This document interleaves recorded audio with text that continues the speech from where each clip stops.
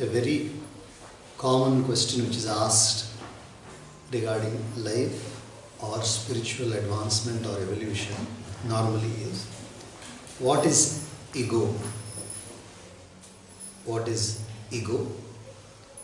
And is it negative or positive? If it is negative, in what way it is negative? If it is positive, in what way it is positive? And if it is negative, should it be removed? Can it be removed? These are all many questions regarding the ego which is asked. So today our topic is ego.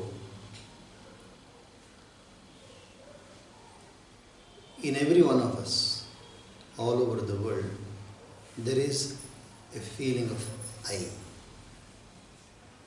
Everybody. The word I can be, in your own language you may be using it. In your own languages, the word I. Like in Tamil we say naan, in Hindi we say main, or in other languages, whatever languages are there. So in everybody there is a inborn sense of I. There is an inborn sense of I. And this inborn sense of I, for this, is there any proof? The proof that I see you as different from me. The fact that I see another as different from me. I and then you. So the moment, let us see, when did this I, sense of I actually become clear? When did the sense of I become clear? Right at birth it is there. Right at birth it is there. But as a separate entity, graspable by the intellect, as a separate entity graspable by the intellect, it is still not manifest. When a child is born, if you put the child, you teach the child, who is this? I. You teach the child, I. Or you could tell the child your name, this is, for example, Rama, this is Ram. And that is, you put your finger and then point out and say. So right at the beginning, although the sense of I is already there inside, the sense of I has not been connected with the body. The sense of I has not been connected with the body in a child. The child is actually not aware that I is going to mean body for the sake of the word. Child is not aware. The child is only aware of existence, because any life has the sense of existence without having to articulate it. A dog need not say that I exist, it knows that it exists. Or a cat or a horse or an elephant or an ant or anything, everything has got that basic sense of existence.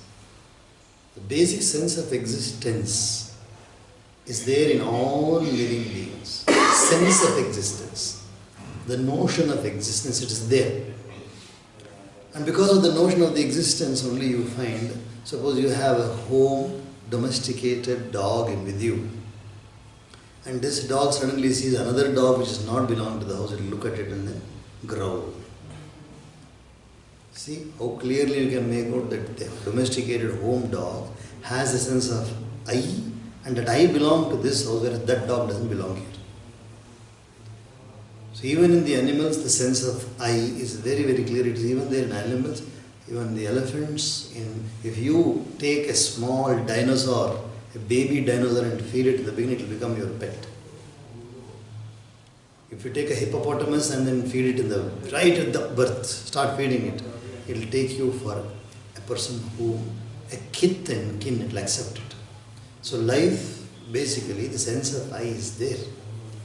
But the sense of I related to something is still not there until it is pointed out. Until it is pronounced by another person. In a child or in a human being, gradually the sense of I will remain the sense of I only unless pointed out by somebody and then identified with the body. But a natural sense of I, the natural sense of, suppose nobody points out also, localization is there. Localization of the I is there already. Localization means what? Considering that the I is an entity, whether the body is the home or not, we don't know in the beginning. Unless somebody points out to a child and says, this is you. There is the feeling of some independent entity. There is a feeling of the independent entity, but whether it is with reference to the body, it becomes clear only when it is pointed out. So that independent entity, I, is now functioning. For a moment, let us imagine that when we were born, or when we set foot on the earth, and we saw all the things, nobody else was there. Let us imagine. Let us imagine that nobody else was there in this world. Absolutely. Even we didn't see the mother also. Even we did not see the mother also. But after birth, we were just left like that and gone. And by providence, what happens? Many species, by instinct, they survive. By instinct, they survive. That is, we think that a child will be harmed or hurt if we don't look after it. That is not the case in the case of many animals in the forest. They just are born, and by instinct they survive. They know how to hide. They know how to protect themselves from calamities. So they instinctively they protect themselves. So a species survives. And then there is a huge calamity. And there is a huge calamity, then in one complete species of the dinosaurs, it was wiped away from the earth. Completely wiped away. So, no, we can even expect that the entire species of the human also can be wiped out. It also can be wiped out. So, whether it is an animal or a human, or any other living being, one thing is 100% sure, that the sense of a separate entity is there in all this. Everybody has got a sense of separate entity. And even insects also, reptiles also have this sense. That's why they have a home, and if somebody else comes there, even the snake will raise its food. Another snake comes there. They have a grouping, they have a sense of belonging, they have a sense of a team or a herd instinct. All these are there in every living being. Now we have understood the basic sense of I. Now let us come back to our human selves. We have a sense of I. And this sense of I is now initially which begins with the body. When you say I in the body, means the body. I means the body. So when you're walking, you hurt yourself. Say, I have hurt myself. What does it mean? The body is hurt. In German language, we don't say my hand. In German language, they don't say my hand. They say this hand. German language. That is the language structure itself is like that. The hand, the head, the ear. That is my hand, that usage is not there in German language. So you see the difference. When you say my means, let us say, this is my spectacles, I am saying. This is my spectacles. You see where the word my possessive pronoun is used. See how it is used. Now, this is different from my body. This is different from my body. I say, this is my spectacles. This is my key. Keep on telling all this. This is my house. This is my father. This is my brother. This is my sister. This is my teacher. So wherever you have used the my, 99% it means other than you. Wherever it is, the word my has been used, it means other than you, that it belongs to you. So what belongs to you is normally other than you.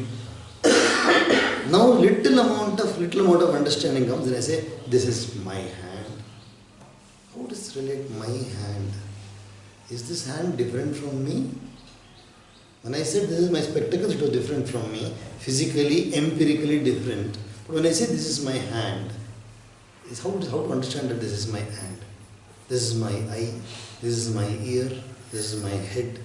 So now, although the sense of eye is there in the body, now we have divided it into two. The possessor and the possessed. The owner and the owned. The owner and the owned. The possessor and the possessed.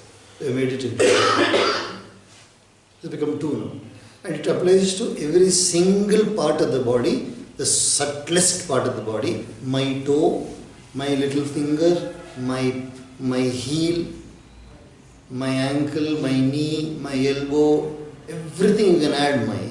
And then you find that it is separate, you are separating it out now. Although I means the body. Although I means the body generally, but now you are separated. One more step ahead you go. My mind. Say my mind. The moment you say my mind, that means mind is also something which you can perceive independently other than you. Other than you, you are perceiving the mind as a separate entity. Separately you are perceiving it. Therefore, now what has happened inside? Outside I can understand the eyes are seeing. Therefore, the eyes perceive a separate identity, separate tangible entity which you can hold, touch and all those things. I can understand. Outside I can understand. But what about the inside? Now when I say my mind, when I say my mind, that means the mind is that part which is acting continuously, in which I am also there sometimes. I am also there. For example, I am sitting down here physically. Now I am taking a walk in the garden. I am taking a walk in the garden. I can see a shadow-like figure like me is walking in the garden. I can see from my mind's eye that a shadow-like figure is walking in the garden. And I am walking, I am touching a coconut tree there. And there is water flowing there, I am touching the water. All this is in the mind, remember. Now what happens? The picture which is going inside the mind is different, and the person who is perceiving it is different. The one who is walking in the garden is not the one who is perceiving the one who is walking in the garden. There is somebody who is walking in the garden, but that person is not perceiving himself. Here, there is a person who is perceiving him very clearly. I am able to see it very nicely. Now you find that there is another subtle identity, very, very sukshma vyaktitva. Sukshma vyaktitva is now making again two parts. Inner self is there, there is another person who is the witness to all this thing. But is that this witness different for the mind and for the outside items? Is the witness different for the external and the internal? The witness, I am talking. Be careful when you analyze. There is a person who is seeing. Now see, as I am talking to you, I am also hearing what I am saying. And although my eyes are looking at you, I can see myself as though I am looking at a mirror, as though I am sitting down there and looking at myself. I can still see that. I am sitting down here physically, and you are looking at me, and you are hearing me. I am also hearing myself, and just like you are perceiving me as a figure, maybe with saffron clothes, I can also now sit in front of myself mentally. Mentally I can project myself and sit down there, and then I will watch myself as I am watching myself in a mirror. As I am watching myself in a mirror, I can project myself and then watch myself. So now you see the sakshi, the witness is the same, whether it is seeing the mind's activity or whether it is seeing here. It's just an error that we say that the eye is seeing. Is the eye seeing? Now if I say, I'm not able to see this. I'm not able to see it because I have some slight visual defect. I'm putting on the spectacles. Now I'm able to see. Now, is the spectacle seeing? Is the eye seeing? Or through the eye and the spectacle, I am seeing? Which is the truth? I am seeing through the eyes, when I found that the eyes are not suitable now for me to see, then I chose spectacles. Therefore, I am the seer. I am the seer, I am the perceiver. But these are all means. These are all only means. Suppose a person is not able to hear. Earlier, I was able to hear. Now this ear, the organ of the ear is not functioning properly, and I get a hearing aid.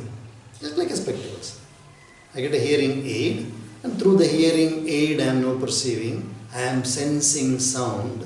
Therefore, earlier the ear was the means and it became defective. I brought the hearing aid, and through the hearing aid I am perceiving. Who is hearing the sound? Is it the hearing aid, or is it the ear, or is it me? Again it is I only. So that means this I, which is the perceiver, the entire, all the things external are only means. They are only means. So now you get a clearer idea of the ego. The sense of I is absolutely a pure identification. It is there only as a light it's there as a light, and because of the light, so, for example, this speech which is coming out from here, the speech is coming out from here. This I can will not to speak.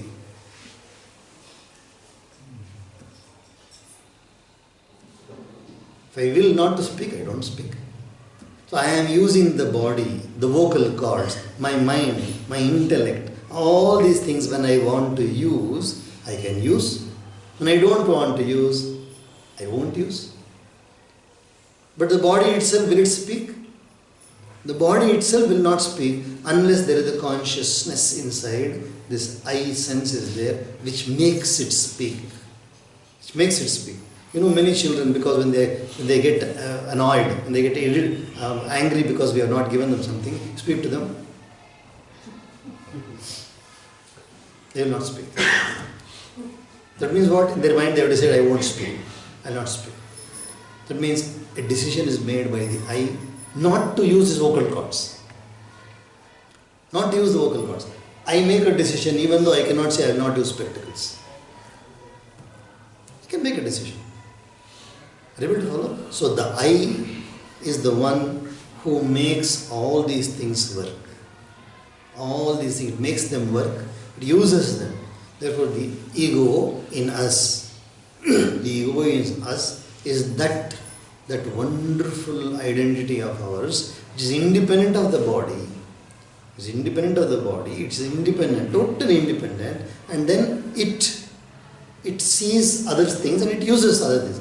I want, for example, fold my small finger, fold it. I want to fold my first finger, I can fold it. But only when does it fold? When I will. When I will. Now see the beauty. Gradually, very gradually, as a person's capacities are developed due to education or due to skill development or education, gradually see, the child could not even, if you tell the child to fold its hand, it doesn't know how to fold its hand. Fold your hand, many times it will look like this, keep looking. Clap the hand, it doesn't know. Slowly you hold the hand and make it clap, and gradually it gets to that skill is developed, the clapping skill. So like that, how much skill can we develop in this body? Just for a analysis, how much skill can we develop in the body? For example, yoga is a beautiful skill. Yogasana is a skill. What does a skill mean? A skill is an ability. A skill is an ability which can be developed.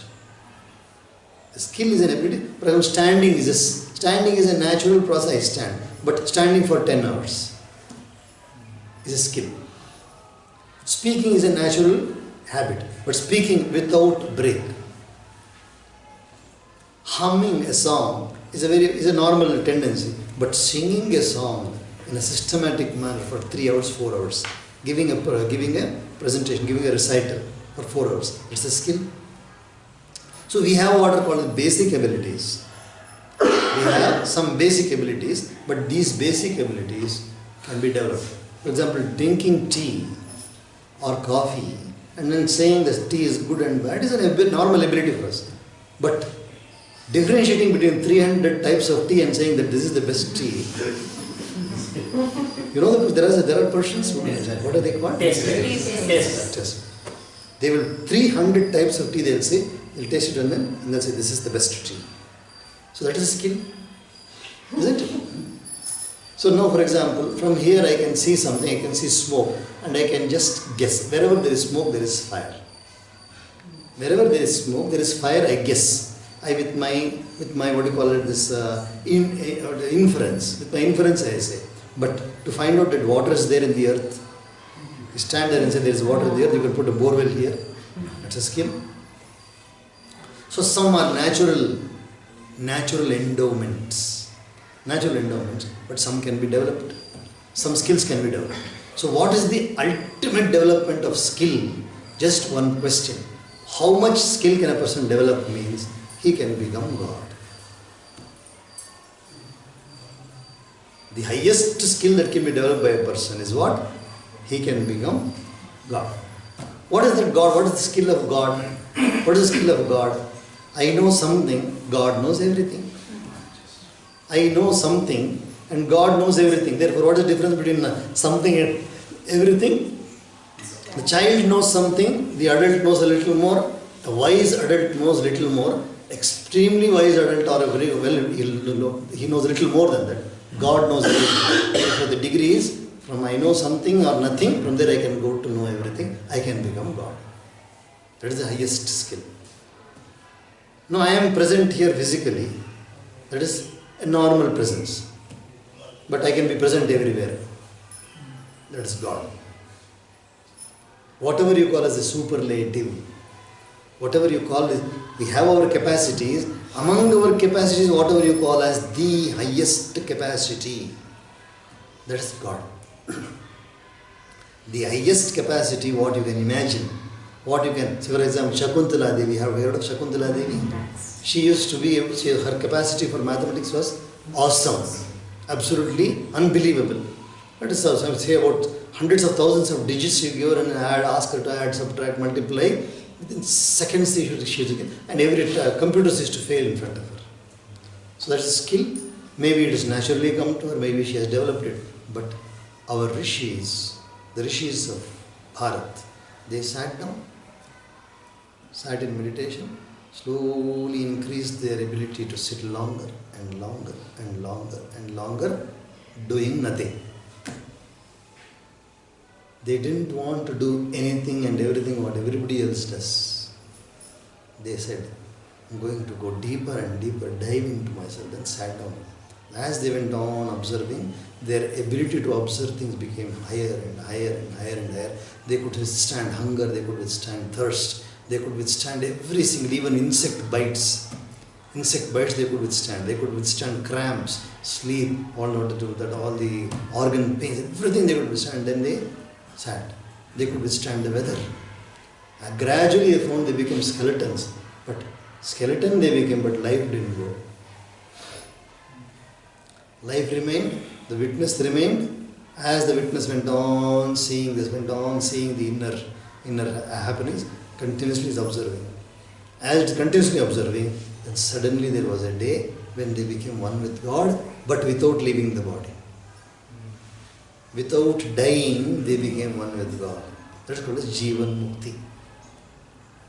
They were complete now. That's why the rishis could do anything. They are equal to God. What did they do? They crossed their limitations by willpower. They crossed their limitations. They did not seek what was ready outside. Fruit is ready. Nowadays we grow fruits. But those days, fruits were ready in the jungle. Fruits were already there. Leaves were already there. Air was already there. Water was already there. So whatever is already there, they started taking it to the minimum. Absolute minimum. Which is just necessary to keep the life going. Just absolute bare necessity to keep the life going. That means never become tired. Don't become tired. and don't sleep.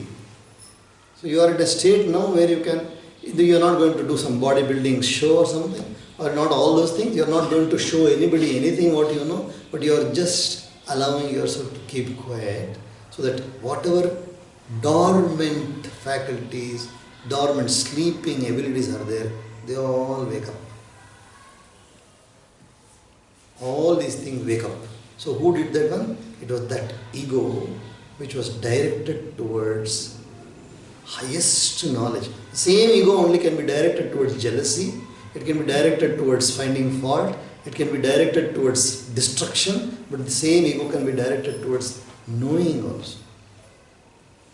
The moment they went through that, gradually they found deeper and deeper, deeper and deeper. Suddenly, not only that, they didn't see just something, knowledge, they saw the entirety, the completeness. They saw the completeness which we call as God. Om Purnamada Purnamidam Purna Purnamudachyate Purnasya Purnamadaya Purnameva Avashish. They saw the entire stuff. The moment they were called as Trikala Jnani. They could see the past, they could see the present, they could see the future also. So they never for a moment they were disturbed in any manner. Never for a moment they were disturbed in any manner, because they did not allow themselves to be disturbed. They did not blame. They did not blame anybody. They did not say anything.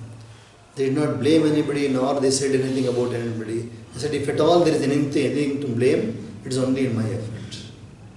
If at all there is anything to blame, only I have to blame myself. I have to blame myself for my shortcomings. There is nobody to blame.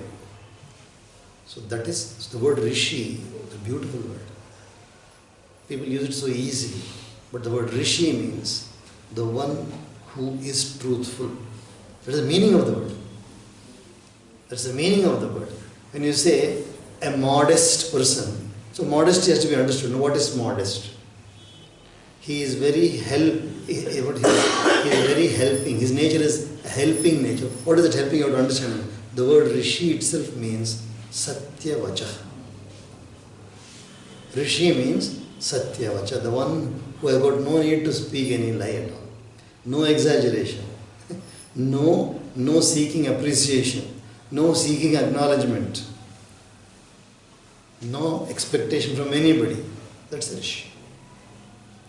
So you use the word Rishi as though somebody with a beard must be having a beard and sitting down in a cave.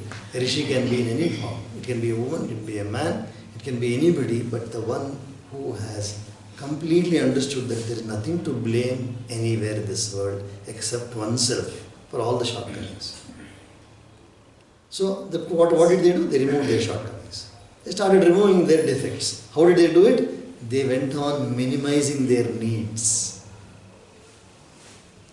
Minimize the need. Question, is it necessary? Is it necessary? I already have something, is it necessary for one more thing to have? So when they minimize the need, when they came to the minimum need, absolute minimum need, only for the sake of others not to be misled, they put on clothes.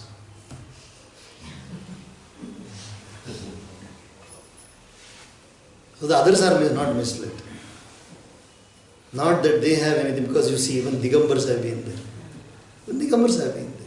So the ones who are absolutely clear that they are the cause for everything in their lives. Just look back and see how many times you have complained about how many people. How many times you have complained about how many people, circumstances, and you say that's because of him, only because of that. You never even thought for a moment. If there is something which affects me, the first cause for that affecting is I myself.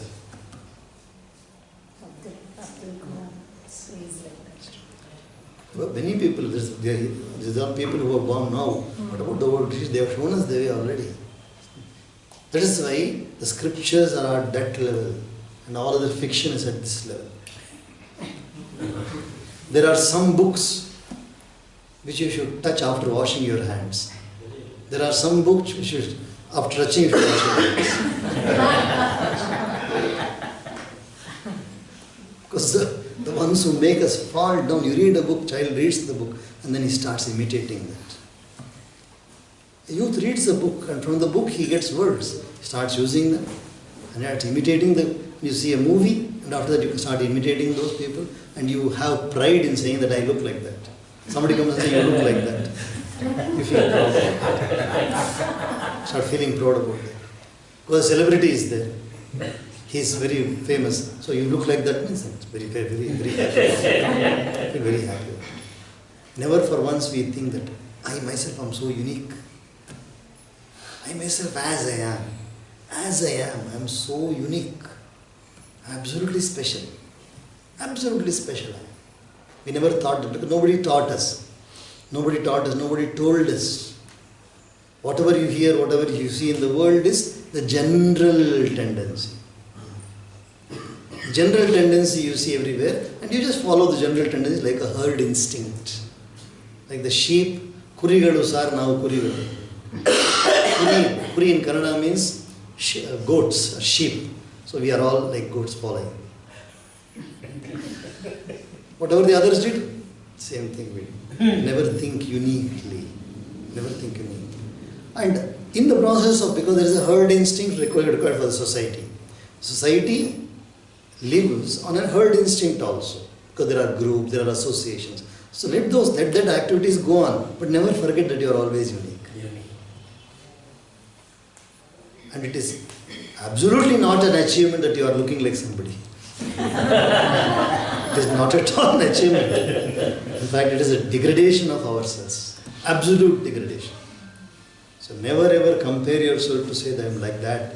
Somebody is saying that do I look like that? Don't feel proud. It is a degradation of the uniqueness of ourselves. Absolute degradation. Now this ego or this Sakshi has got a will, a power also. It's not just a witness. The ego is not just a witness. It is a powerful entity. This powerful entity has got a willpower which can be used to use all the things, the body and the materials, everything, for the sake of harmonious living or destruction. It can be used for both. Like a knife, it can be used to cut beautiful vegetables and make wonderful recipes. Or you hurt somebody. The ego is a wonderful, beautiful, powerful entity which can be used for your rise and can be misused for your fall also. Hari Om Tat Sat.